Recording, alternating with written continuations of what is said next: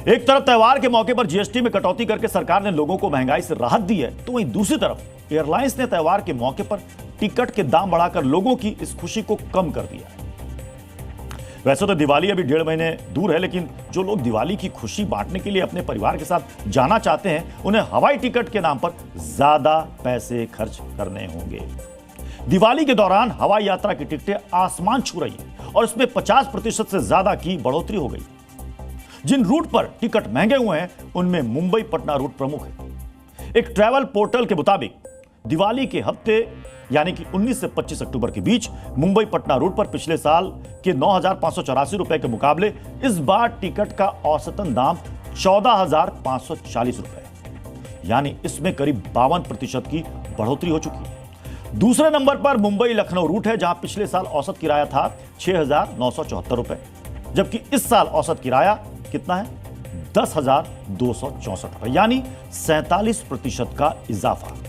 तीसरे नंबर पर बेंगलुरु लखनऊ रूट है, जहां पिछले साल के 6,720 रुपए के मुकाबले इस साल टिकट का औसतन दाम 9,899 रुपए, यानी इस रूट पर भी 47% की बढ़ोतरी हो चुकी है। यह स्थिति तब है जब लोग 50 दिन पहले टिकट खरीद रहे हैं। जैसे जैसे दिवाली नजदीक आ जाएगी, वैसे वैसे टिकट के दाम और ज्यादा बढ़े।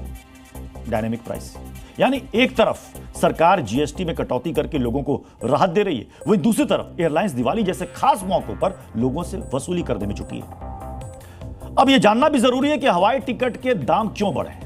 इसका सबसे बड़ा कारण यह है कि इस साल अक्टूबर में एयरलाइंस कंपनियां करीब 22,000 घरेलू फ्लाइट हर हफ्ते चलाएंगी। यह पिछले साल की तुलना में 3% कम है, जबकि दिवाली पर यात्रा में 40 से लेकर 80% तक की बढ़ोतरी होती है।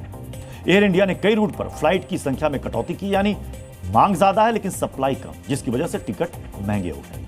कमजोर रुपया और एविएशन टरबाइन फ्यूल की ऊंची कीमत भी हवाई टिकटों को महंगा कर रही है। सरकार से जब हवाई किराए के दाम में मनमानी बढ़ोतरी को लेकर सवाल पूछा जाता है, तो इससे पल्ला झाड़ लेती है। 2007 के बाद से भारत में किराया मुक्त बाजार प्रणाली पर आधारित है। 2023 में हवाई किराए को लेकर एक मामले में केरल हाई कोर्ट में सुनवाई हुई थी, तो केंद्र सरकार ने कहा था कि हवाई किराए का निर्धारण सरकार नहीं करती है और यह डिमांड और सप्लाई की थ्योरी पर आधारित है। सरकार के इसी नियंत्रण ना होने का नतीजा है कि एयरलाइंस आपदा के मौके पर भी वसूली से परहेज नहीं करती। पहलगाम में आतंकी हमले के बाद एयरलाइंस ने श्रीनगर से आने जाने वाली उड़ानों के किराए में भारी बढ़ोतरी कर दी थी।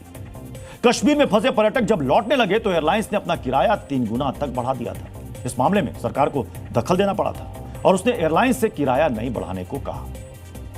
2024 में एक संसदीय समिति ने त्योहारों के मौके पर प्राइस कैप यानी कि कीमत पर नियंत्रण लागू करने की सिफारिश की थी, लेकिन इस पर कोई फैसला नहीं हुआ।